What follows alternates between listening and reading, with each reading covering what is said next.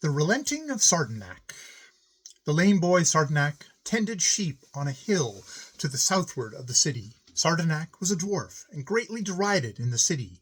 For the women said, "It is very funny that Srdnc is a dwarf." And they would point their fingers at him, saying, "This is Srdnc. He is a dwarf. He is very lame." Once the doors of all the temples in the world swung open to the morning, and Srdnc with his sheep upon the hill saw strange figures going down the white road, always southward.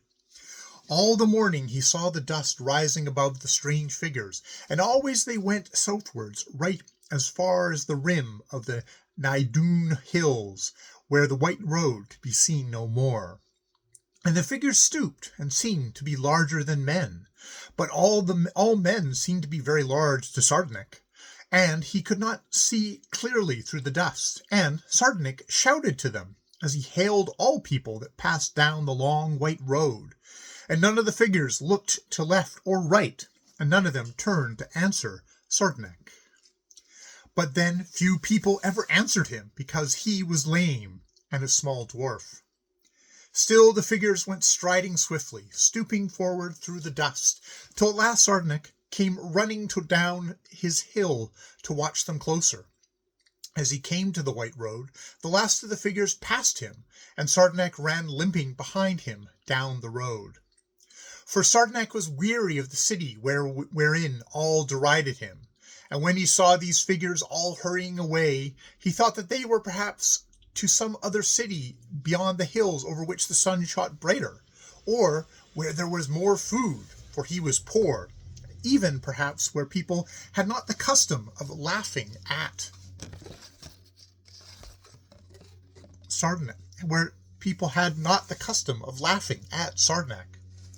So this procession of figures that stooped and seemed larger than men went southward down the road, and a lame dwarf hobbled behind them.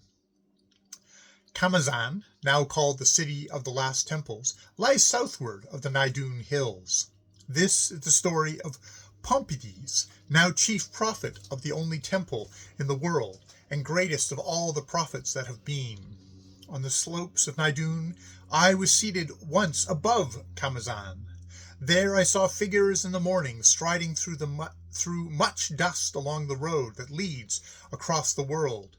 Striding up the hill, they came towards me, not with the gait of men, and soon the first one came to the crest of the hill, where the road dips to find the plains again, where lies Khamazan. And now I swear by all the gods that they are gone, that this thing happened, and I shall say it, and was surely so. When those that came striding up the hill came to its summit, they took not the road that goes down into the plains, nor trod the dust any longer, but went straight on and upwards, striding as they strode before, as though the hills had not ended, nor the road dipped, and they strode as though they trod no yielding substance, yet they stepped upwards through the air. This the gods did, for they were not born men who strode that day so strangely away from earth. But I, when I saw this thing, when already 3 had passed me, leaving earth, cried out before the 4th, "Gods of my childhood, guardians of little homes, whither are ye going, leaving the round earth to swim alone, and forgotten in so great a waste of sky?" And one answered, "Heresy apace shoots her fiery glare over the world, and men's faith grows dim, and the gods go. Men shall make iron gods, and gods of steel, when the wind and the ivy meet within the shrines of the temples of the gods of old."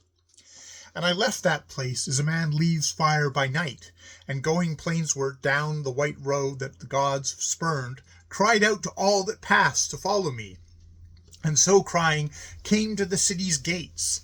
And there I shouted to all near the gates, "From yonder hilltop the gods are leaving earth." Then I gathered many, and we all hastened to the hill to pray the gods to tarry. And there we cried out to the last of the departing gods, "Gods of old prophecy, and of men's hopes, leave not the earth, and all our worship shall hum about your ears as never hath before, and oft the sacrifices shall squeal upon your altars." And I said, "Gods of still evening and quiet nights, Go not from the earth, and leave not your cavern shrines, and all men shall worship you still. For between us and yonder still blue spaces oft roam the thunder and the storms. There in his hiding lurks the dark eclipse, and there are stored all snows and hails and lightnings that shall vex the earth for 1,000,000 years. Gods of our hopes, how shall men's prayers crying from empty shrines pass through such terrible spaces? How shall there ever fare above the thunder and many storms to whatever place the gods may go in that blue waste beyond? But the gods bent straight forward and trampled through the sky, and looked not to the right nor left nor downwards, nor ever heeded my prayer.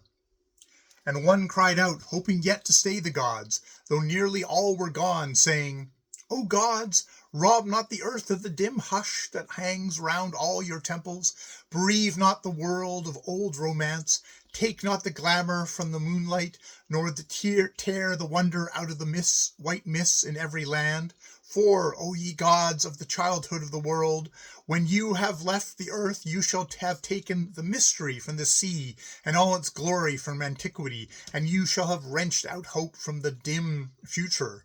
There shall be no strange cries at night time half understood, nor songs in the twilight, and the whole of the wonder shall have died with last year's flowers in little gardens or hill slopes leading south. For with the gods must go the enchantment of the plains and all the magic of dark woods, and something shall be lacking from the quiet of early dawn. For it would scarce befit the gods to leave the earth, and not take with them that which they have given it. Out beyond the still blue spaces, ye will need the holiness of sunset for yourselves, and little sacred memories, and the thrill that is in stories told by firesides long ago. One strain of music, one song, one line of poetry, and one kiss, and a memory of one pool with rushes, and each one the best, shall the gods take to whom the best belongs when the gods go.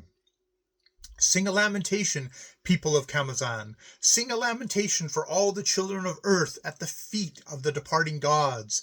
Sing a lamentation for the children of earth who must now carry their prayers to empty shrines, and around empty shrines must rest at last.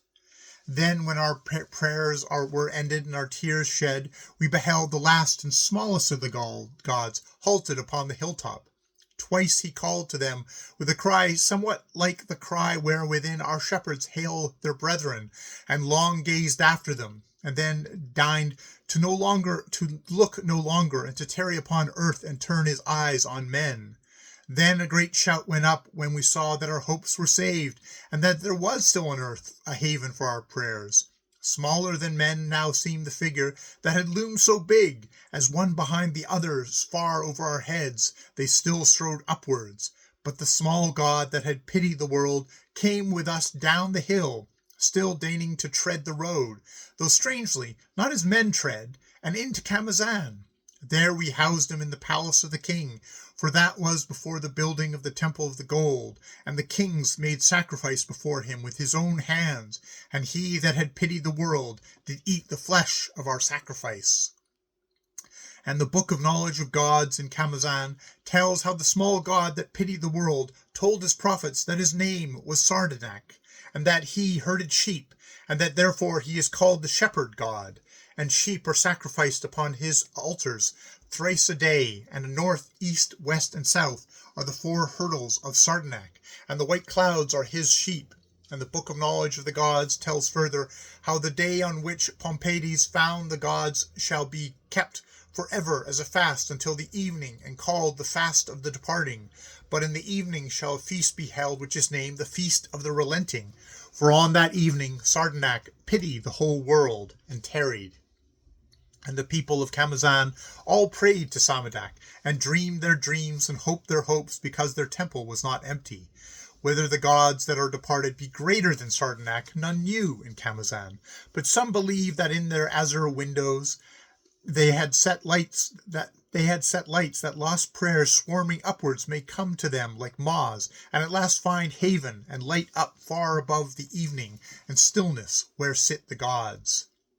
But Srdnc wondered at the strange figures, at the people of Camazan, and at the palace of the king and the customs of the prophets, but wondered not more greatly at aught in Camazan than he wondered at the city which he had left.